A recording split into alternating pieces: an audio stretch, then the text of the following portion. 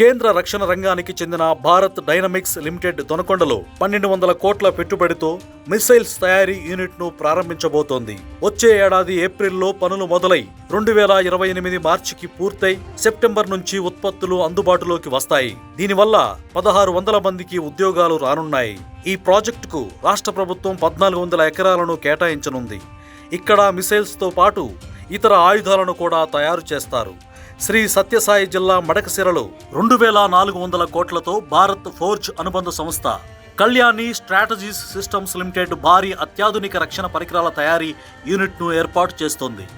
ఈ 2 ప్రాజెక్టుల వల్ల ఏపీకి ప్రపంచవ్యాప్తంగా ప్రత్యేక గుర్తింపు వస్తుందని అధికారులు తెలిపారు. అంతరిక్ష ప్రయోగాలకు సైన్యానికి అవసరమైన 1000 టన్నుల వరకు పేలోడ్లను తీసుకెళ్లే రాకెట్ మోటార్లను ఇక్కడ తయారు చేస్తారు. వచ్చే ఏడాది జూన్లో యంత్రాలను అమరుస్తారు.